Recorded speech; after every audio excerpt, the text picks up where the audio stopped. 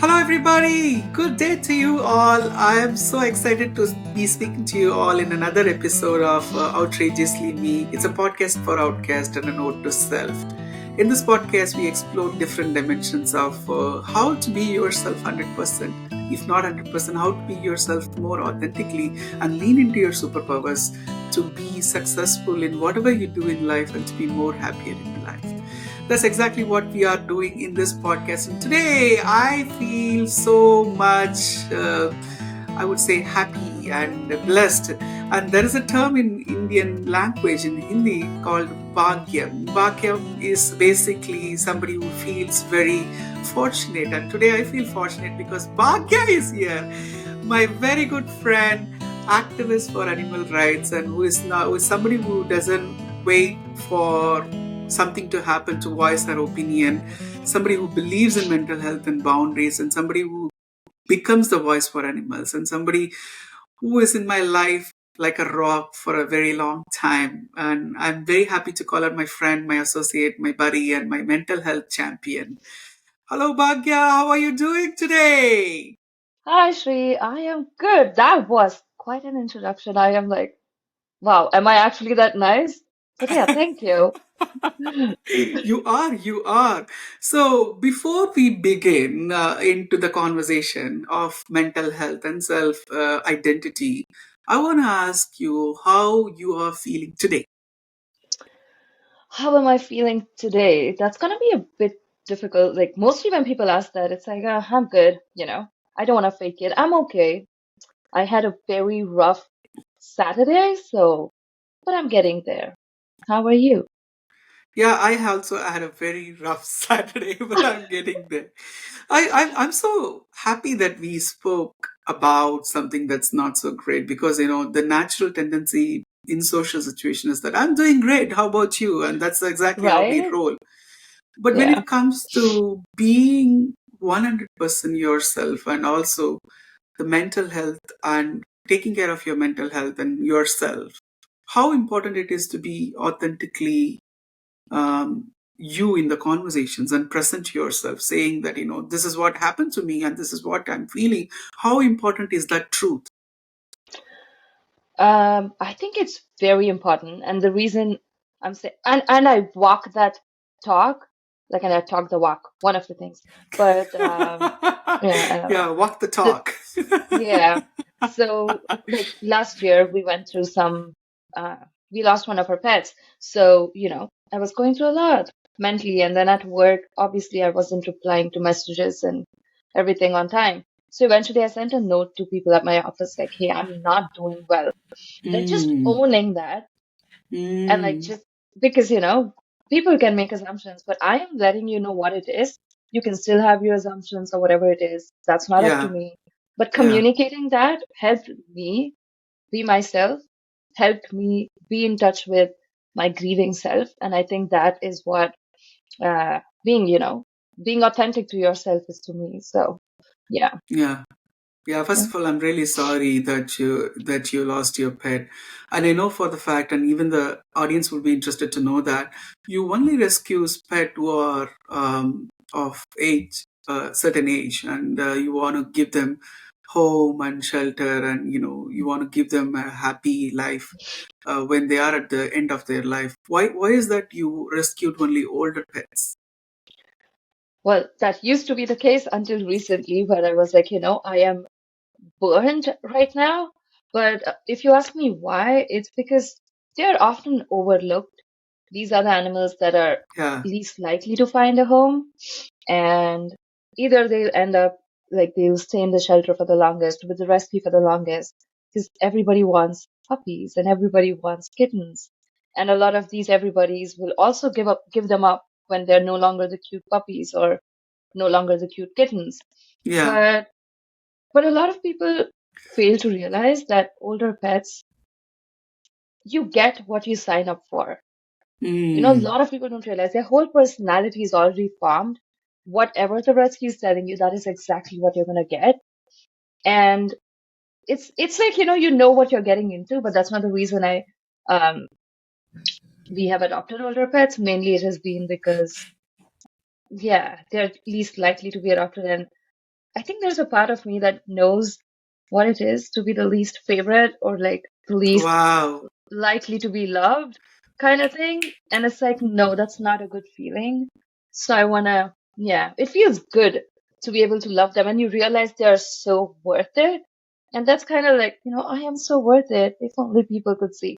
But now I have Mm. people who do see it. But yeah, I think that's kind of the thing behind Wow. I why, really, I yeah. really love the way you channel how you feel about it and what what is that ticks in you when you're doing that. That was a very deep conversation, and I know every time I speak to you, it's a deeper conversation. And I always thought, wouldn't it be nice for people to know the way you look at things? And here we are, and this has been in making for I several. have lost you there for a minute.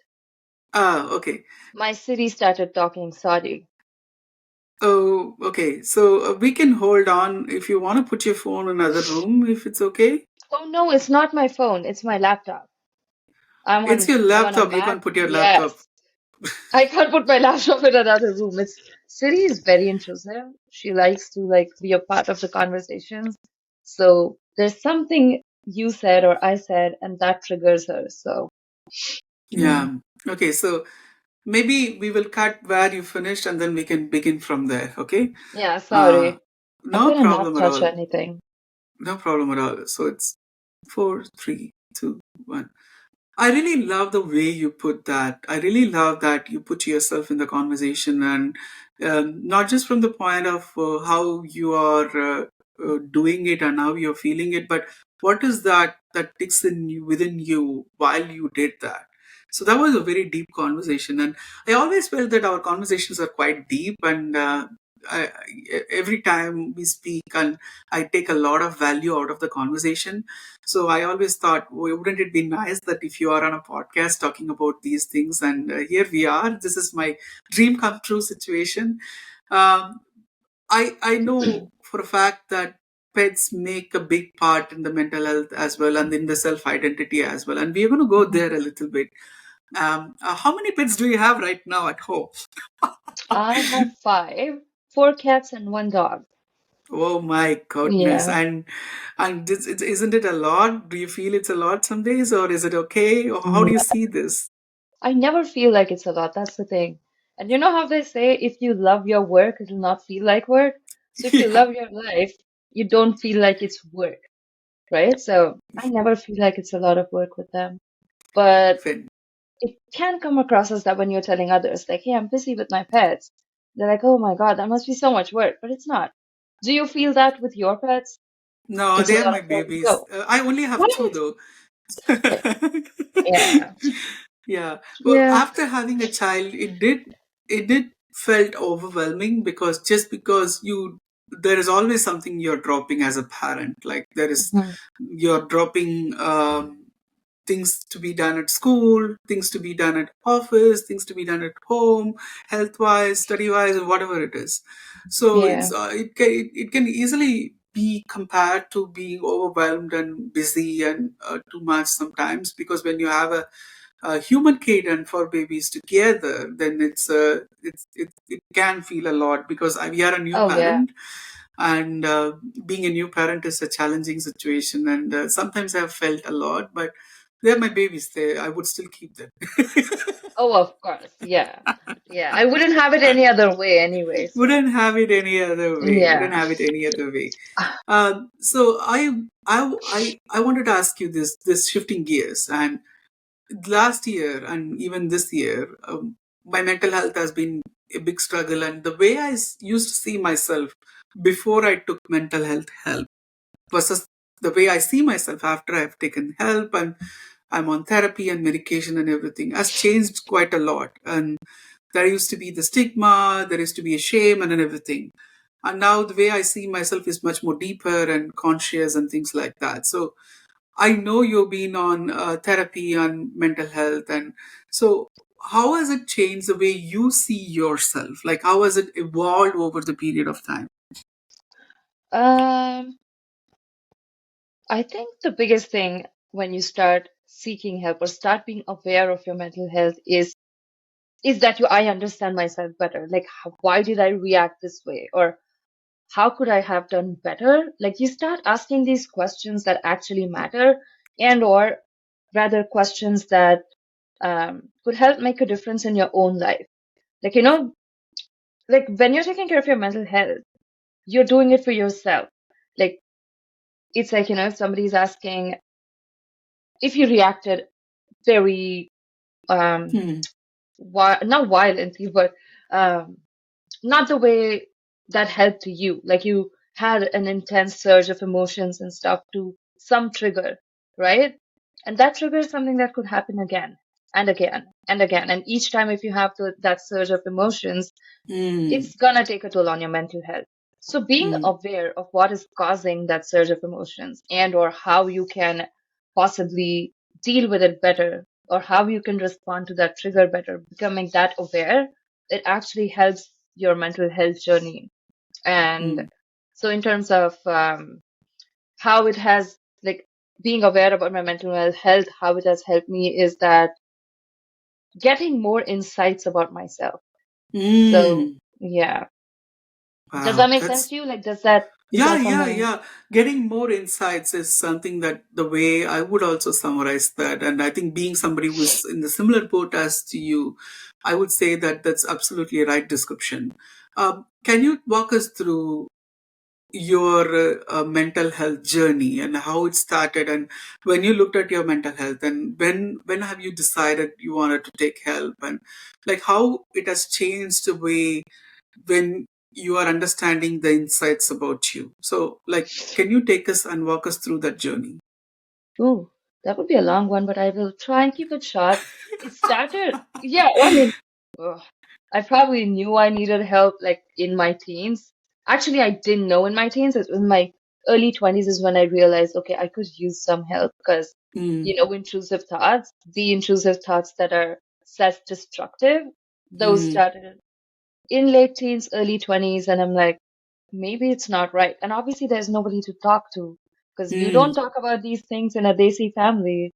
yeah. And even if you talked about it with your friends, like your friends from in that age, like when you were at that age, even they didn't understand, right? Because Mm, things were very different like 10 years ago. But that's when I finally first went to a psychiatrist. I got medication and I was like, okay, that's kind of helpful. And then they introduced me to therapy, like they recommended me to go to therapy. And like all of this was happening without telling my parents or my family. oh wow, Well, really? like, ma, oh yeah, yeah, all of this happened like yeah, even my medications, I used to hide them in my bag so that nobody would ever find, and I would take them like uh, when nobody's around and stuff. It was literally that in my early 20s because I still live with my parents. And Mm, then at some point I stopped because it was difficult to keep up, right? Like mm, living with so much secrecy over your mental health, it's like I don't know. And then obviously it started taking a toll again. I moved cities. And that's when I had my first. Actually, that was my second or third, but like really, really bad depressive phase. oh And wow, it was really bad. I don't think that was one of the lowest lows I'd hit. And that's when I went to therapy like consistently because I needed it. I don't think I could have survived without therapy and the medications and the help that I got. And of good for course, you. having Hari has always helped. Um, but yeah, so that's when I started and talking things out, getting the Mm, tools getting those mm, tools was so important. And so in therapy, that was one of the things like the therapist would give me homework. It's not like you go to therapy and you're self-cured, right? Like, oh, I'm in therapy, yes, but what are you doing in therapy? Like, it's mm, not just about the way they show it on, in shows and stuff. You're just talking stuff out, sitting on the couch and whatnot. I'm like, no, my therapy wasn't like that. I actually had homework. It was intense. Um, so these are aspects that honestly, even now, are not really talked about. Therapy is just shown as something cool and whatever, but it's not. It's a lot more intense. So that's when, like, in my like mid 20s, late 20s, is when I was going to therapy there. Then I started feeling better. I stopped the medications and everything again. mm, I moved mm, countries. So, mm. yeah, I moved That's a from big India to change. Canada. Yeah, Yeah. right? It was like, oh, very big change. And well, finding your feet in a new country is not easy, I'm sure. You have your experience, I had mine, and it was, oh my God. And then pandemic happened, like so many things, and obviously So mental many health things. started declining again. And I'm like, okay, let's go get help again. But now I think I've been consistently getting help for, I want to say 4, 5 years, like consistently. I've been consistent with my medicines, my therapy, like just about everything. Um, and that has helped me be stable or like achieve some stability in my life. So yeah, Wow. that would be like, Wow. it's, mental health journey is not like a, like, it's not a straight line. It's Mm. mountains and mountains. It's like, you have your ups and Right. downs and ups and downs and Right. sometimes just downs, but it's about finding the ups again or finding my way towards the ups. And that's what keeps me going. Wow. Thank you so much for Yeah. sharing that.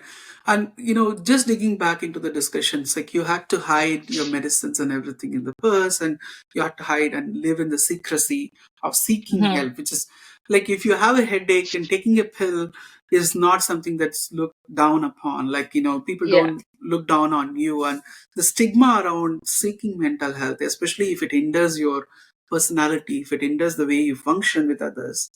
Um, why do you think people still have stigma, or why do you think it's important to come out of stigma? Um, why do you think it's important? Because there is no shame in seeking help, right? If I were to talk to myself in early 20s, if I would have just continued with that help back then, Mm, things would have mm, been better much sooner rather than later, and no regrets. It's not like I'm talking with regret, but it's, if there wasn't that stigma, if there wasn't like, um such negative perception about mental health or mental health issues, things would be so much easier for everyone. Like even mm. now, there's only like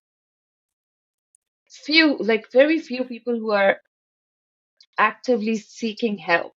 Yeah, And even true. then, and they are trying to break the perception about mental health issues and mental illnesses and everything. But there'll be a larger portion of group which is still, there's still going to be stigma in that group. Like there will be, like even now, if you walk into some groups and start mental health conversations, like you can tell the difference between the groups that Mm, understand what you're talking about and between, like, in the groups where you're going and sharing your experiences. yeah, And then yeah, everybody just goes quiet.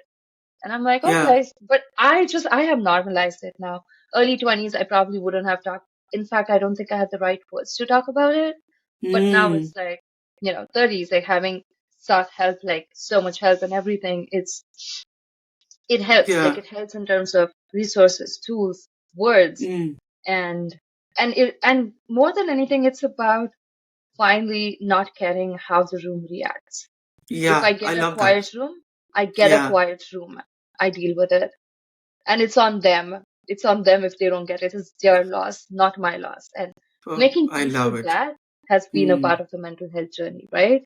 Wow, So, I really yeah. love that. I love all of that. That's essentially what outrageously me also means. Like you be yourself no matter Hmm. what. And I really love some of the components of what you just told me, and I'm going to dip deeper into that. Hmm. So you talked about communication, you talked about the tools, and you talked about being more confident. Hmm. So these are also traits of being yourself, being outrageously yourself and confidently yourself.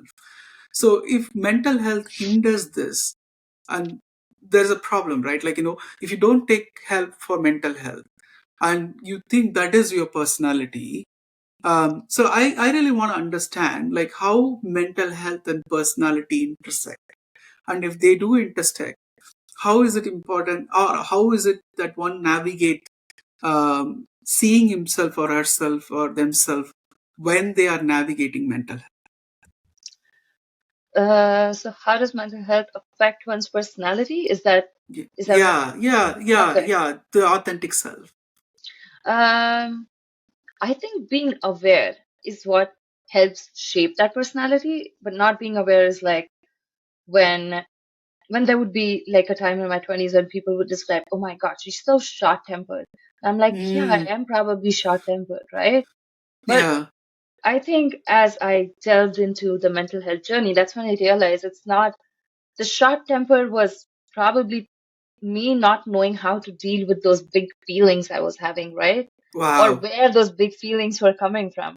But with Yeah. years of therapy, medication, all of that, it helped to understand where those big feelings are coming from. And to be honest, if people from my 30s met people from my 20s, like people who know me in my 30s, meet people who knew me in my 20s, they will have different ways of describing my personality. I don't think Mm. anyone around me now would, irrespective of how they see, at least I don't see myself as short-tempered anymore.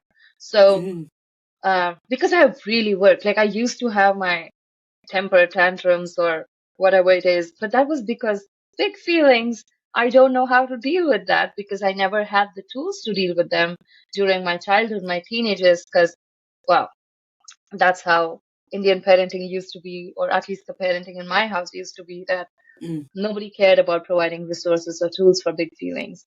And I guess that has, like, so I believe that what helps shape your personality is the awareness you have about yourself.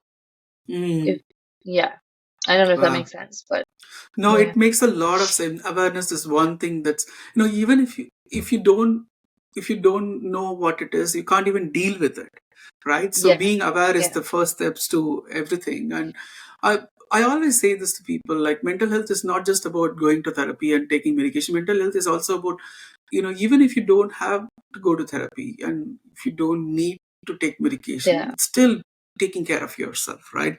Taking yeah, care of your mental well-being. That's what mental health is. And that contributes a lot to the personality that you are as a person. Like, we all mhm, come into the world, and nobody's given a manual as to how we should operate ourselves, right? So how we yeah, should take care of yourself physically and mentally. And all life we go about finding and creating and updating this manual that we do. uh, a lot of people don't take mental health, and a lot of people don't even think about their mental health. What would you like to tell them? um, to be very honest, people who don't want to talk about mental health issues or don't want to take their own mental health seriously, it doesn't matter what I say to them because it's about the only people who are willing to I love take the way that you leap started. are the ones who are who want to take the leap, right? Like as I said, like when people called me short-tempered and I was like, you know what, I am, so what?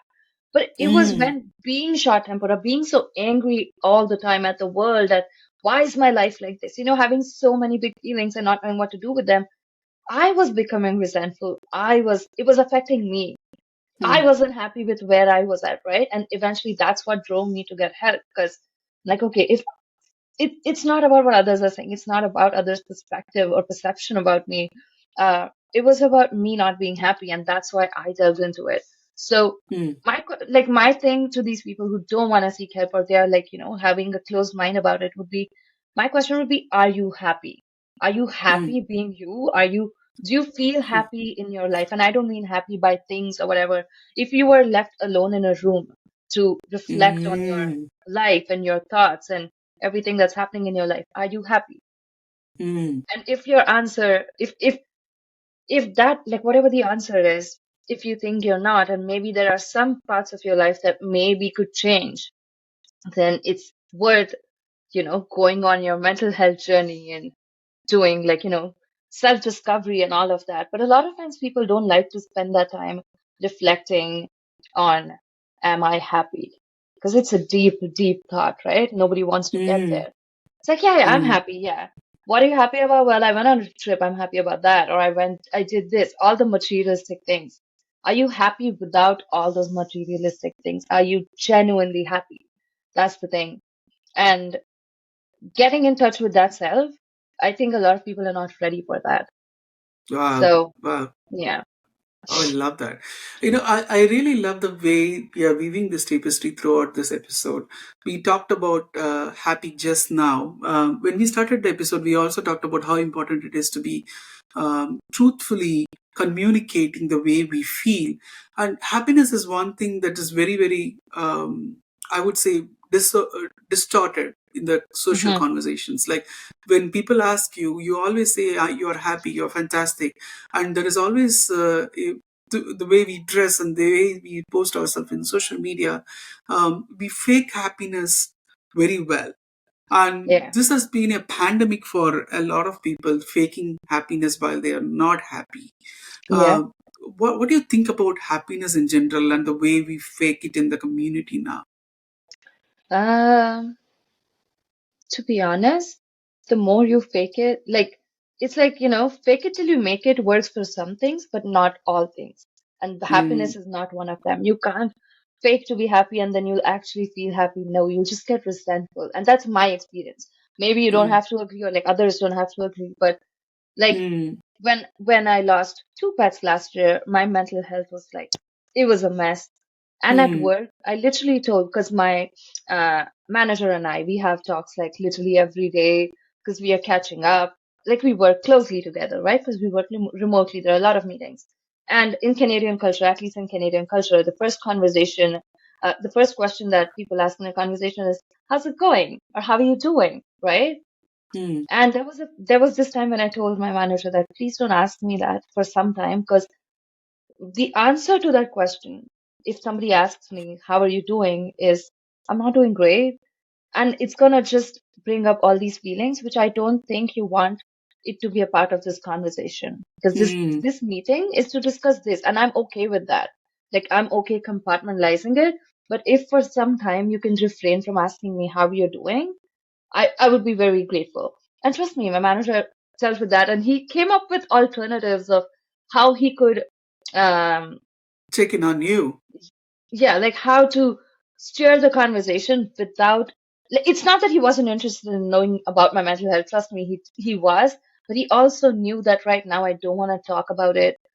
Like not right before a big meeting, right? Like, it's not, it's if you ask me how am I doing Yeah, right before yeah. something important that I need to discuss about work, and instead I just, start crying or whatever, it's not, I don't feel it's right. So it helps Mm, me and he mm, helped me. So I guess communicating what you want probably helps in terms of the whole faking part of it. Like, don't fake it.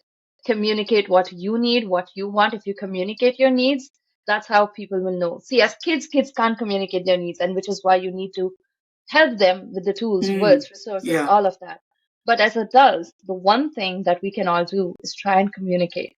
And I think Wow. communication is so, so underrated.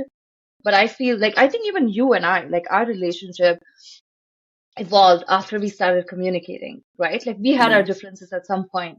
But I think in the recent years, we have like really communicated what you need and what I need and how we can help each other. And that helps. That helps build a healthy relationship. Of And course. that's the thing. You can't fake it. Like it would be me, like say we make a plan. I come by, but deep inside, I'm like, I just wanted to be home today and I'm not feeling well. I'm not feeling great. I pushed myself to be there. I'm Mm, not actually going to be there, right? I will fake it and whatnot. And eventually it'll burn me out when I come home. I'm mm, just going to be burned. But instead, if I communicate with someone like, hey, you know what? I'm not up for it today. Just be honest. And mm, why? Like, fine, I'm not feeling it, right? Like, I'm just feeling down. My mental health hasn't been great. I need a minute to just breathe. And I want to spend today just doing nothing.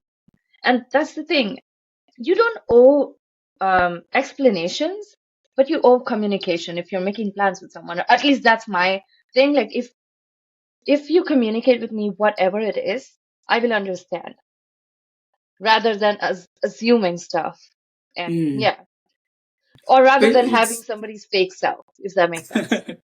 no, no, I really love uh, the way you are starting to stack these things up in the conversation of mental health versus authenticity and self identity. And it is all very interconnected, and the Yeah. communication for a major part. And the last episode I did was with another good friend of ours, and we talked about self expression and self Hmm. identity. And communication is one of the most important tool. I think the way I'm exploring being authentically oneself. All these elements contribute to these layers of being oneself, and communication, authenticity, being confident about who you are, and being okay with not being okay, and all these things contribute a lot to that equation. And I'm really glad the way this conversation is shaping up itself. Mhm. So let me ask you this: what does outrageously me means to you? Being outrageously me. You know what? I had notes and I was gonna print them out and my printer didn't work. So, but if you ask me, being outrageously me is just being me, putting myself first. And Putting yourself first. not in like, to be honest, I don't even know why selfish is considered bad. Like, I think selfish and self-love are kind of close, and there is a thin line, yes, but being able to put myself first, putting self-love first, is what being myself or being outrageously me means to me. Like when I commit with everything. But and that's because I first commit to myself. And I Mm. guess that is what it is. I consistently show up for myself before starting to show up for others. So I guess that's a part of being me, I guess. I don't know. Wow. That commit to yourself first. That's fantastic way to put it. And that's exactly what everybody should be doing. And we call this as selfishness for some reason. But as you said, self-love and selfishness have a very thin line of difference. And Yeah. committing to yourself is like putting yourself in a place where you hold yourself not just in a place of love, but also in a place of accountability, right? That is what is Yeah. committing to yourself means, as like you follow through. You say something to yourself and you follow through. Like if you say Yeah. that you're going to be taking care of your mental health, you follow through, and that is being committed to yourself. And I really love that definition of outrageously me, like committing to yourself first. I love Yeah. that. Yeah. uh, Yeah. And so accountability. That's another thing. You just mentioned accountability. Like, and I think that's the thing. That's the difference between selfishness and um, self-love is the accountability factor. Selfish is mhm, probably where you're not being accountable for whatever you're doing, but being being self-loving, you are also holding accountability for your thoughts, your feelings, your actions, your mm, intentions. Because a lot of mm, people don't like accountability. Holding oneself accountable is a difficult thing to do. And mm. I guess that is the thin line between the two, Yeah, right? yeah, Being yeah. accountable. So, Being yeah. accountable. Yeah, of course. I love all of that. Is there anything else you want to talk about mental health and self identity? Mental health and self-identity. Um, I think the one part that I feel is like, your mental illness does not define you. It's a part of Mm, you, but it does not define you. And mm, especially I see, there'll always be naysayers. Like there are these mm. people on TikTok and Instagram who be like, oh, everybody's wearing their mental illness as their badge of honor or Wow. whatever. No, it's Mm, more like people are just reclaiming it, or it's more like we are not wearing it as a badge of shame anymore. Like it's not a mm, badge of shame. And I think that's what they're trying to take away when people are talking constantly about mental health and mental illnesses and stuff. So, in terms of self-identity, I would say being okay with whatever mental health issues you have, or accepting them as a part of your personality, as a part of your identity. I'm not saying I identify as Bhagya who has XYZ personality disorder. No, mm, but I am Bhagya and I do have XYZ personality disorder. But at the same time, I'm also Bhagya who loves animals and I am Shree's friend and all these other things. And I guess that, mm. mental health does not define me, but like my mental health issues do not define me. But at the same time, my mental health issues are a part of my identity to some Wow. extent. So, Wow. yeah. Mental health is part of our identity. That's really deep. Wow. I really love that. I really love that. And if you can't understand yourself and how you're going to communicate who you are to the world outside. Yeah, that's exactly Right? what it is. Yeah. And yeah, Yeah. you got to play that game of chess within yourself and Hmm. understand how your mind works and what are the moves you should be making with your mind. And that, Yeah. when I was deep in medications and struggles of mental health and taking help for mental health, I did lose the sense of who I am, to be honest. Hmm. Oh And yeah. finding that was a major challenge. And do you want to say something to people who are in this journey, just like me, who are struggling to find who they are when they are navigating the mental health struggles? Again, I'm no expert, so just word of caution. I'm not an expert, but who are like maybe starting or whatever. One of the things, like as you said, like if you're starting new medications and everything, and you don't feel yourself, and that will happen. But and again, communication, that part comes in there. Communicate with your doctor, like advocate for yourself, like, hey, I don't think this is a match. Doctors will have a backup for a backup for a backup for a backup. Trust me. Like, if you think something is not working for you, voice out because nobody's going to read your mind. And if you want to Hmm. help yourself, like, yes, just starting the journey, like, hey, I started medications and I've started therapy, and expecting a miracle is not going to happen. So still be in touch with yourself, like with your deep self. Like, okay, I'm taking these medications, but what are they doing for me? Like Hmm. most medications are going to affect your sex drive. And like that is like the most common side effect of everyone I know, like who are on some mental health medications. So dig deeper into that. How much is it affecting your day-to-day life? Talk to your Hmm. doctor. Like, yes, this Hmm. might be a topic you're not comfortable but still talk to your doctor because they will have a medication that will help you, that will make sure like these are the side effects that aren't affecting your life as much.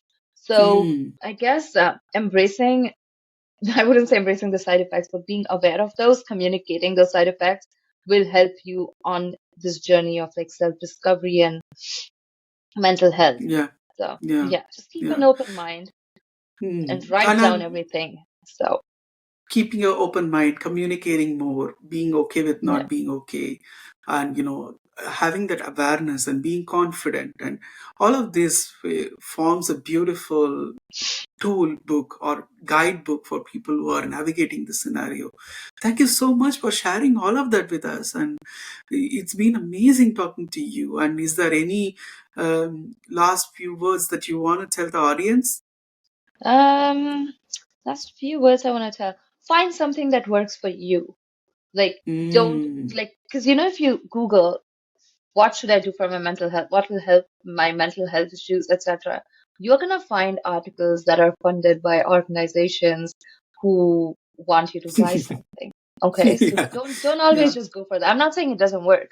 Like, oh sure, spa therapy or whatever, it will do its thing if it's something you want and if you feel comfortable. But imagine you book a spa session and you're just spending the whole week being anxious or oh my God, I'm gonna have to be down to a towel. Oh, I don't know if I'm comfortable with that. Oh, I don't know if I want to do this. And the whole week you're doing that, and then you go get relaxed, but you come back. Oh, what if they thought this about me? And blah blah blah blah blah. So was spa the best fit for what you needed for your mental health at Mm. that moment? Probably not, Mm. right? So I'm not saying like those are different issues that you need to tackle. Like yes, like your body image issues and everything is genuine. Trust me. But when you're Googling, instead of Googling stuff, write down, like, take a book, write down what works for you. For me, Ah. that is what sitting with my pets. And every evening, Hari and I have this ritual where we'll sit in the living room doing absolutely nothing. And it's so funny to see all four of our cats will come and sit with us. A dog will be sitting there, and everyone's just like coexisting so peacefully. And that's the most Mm. peaceful part of my day. And I love that part of my day because it helps me um, stay grounded. It helps me bring myself back to what the reality is. Because, the day can be ups and downs, but that's the part of my day that brings peace to me. And Wow. I try and do that every day because I know it helps me. So I guess identifying what works for you will be very, very helpful for your mental health journey. It could be Wow. spending time with animals. If you can't have animals at home for whatever reason, go volunteer at a shelter. And that's just an example, but find something that works for you would Mm. be, yeah, Yeah. would be helpful. Wow, find something that works for you. That's fantastic. I really love Mhm. that. I really love all of that you have spoken in this podcast. And if people want to reach out to you to talk to you more, what's the best way to reach out to you? They can reach out to me on Instagram. You can find me at Momo underscore claws. That's MOMO underscore CLAWS. And yeah, you can find me on Instagram and or Hari. Shri will tag me. I was going to say Hari, but Shri will Yeah. probably tag me. So yeah, you can find me there. Yeah, I will definitely tag you. And people, if you don't know, she loves momos. And if you have a batch of momos, she will come over to get them. Oh, yes, I will. Momos, and Momo is also one of my cats, but I named him because I love Momos and he's white, but like he looks like a Momo. But yeah, I love Momos, and if you want to talk pets, mental health and pets, I am your person. That's something I always Yeah. tell people. Anything to do with animals, I'm always your person. Like Yeah. anything. Like if Yeah. it's, Yeah. yeah, your pet's not Um, well, or you're concerned about somebody taking your pet away, because this, like, no, I'm not talking about you. I literally had this conversation with someone else as well recently, and I'm like, you know what? Don't worry about that. Just dial my number and call me. I will be there, and I will help you keep your pet. So, yeah. yeah, That's the way we've met also. Like I had a right? problem Yeah. with my adopted pet, and you swooped in and helped me. And That's I how we really have became to say friends. thank you. Yeah, thank you so much, Bhagya. Personally, I've learned a lot from you, and you pushed me in Likewise. in the right ways to be more of myself, to be more of aware and work person in the community. And your activism with pets is quite inspiring, to be honest. And thank you so much for being there in the times I needed you. And Oh, once I really remember when I reached out to you and I said sorry that I'm reaching out when I'm lowest, or when I need something from you, and you responded saying that that's what I'm here for, that's what friends are for, right? And that's changed the whole view of me and the way I see friendship. When you are reaching out to somebody in need, and they are there, and that makes a whole lot of difference, especially when you're abroad where friends become your family. And true. you really seek that comfort, and you seek that sense of belonging somewhere, and friends who are Yeah. like a rock keeps that for you, right? And thank you so much for being a rock for me, and thank you so much for Oh, coming onto the I feel the podcast same today. for you as well. Just so you know, you're my chosen family, and chosen Oh. family over blood family. It's like it's this that thing, greater than symbol. But yeah, trust me, I think it's always been that for me. And I Yeah. think all families can disappoint, but some chosen family is there for the long run, and I focus on that. Yeah, I focus on that as well. Thank you so Yeah. much for coming on to this podcast, and Thanks, thank you so Shri. much for sharing your views. And audience, thank you so much for listening. And please leave your comments if you have something to say about mental health and self identity. And thank you so much for listening to us. I'll meet you all in another episode, and take care of yourself. Have a great day, everybody. Bye. Thanks. Bye.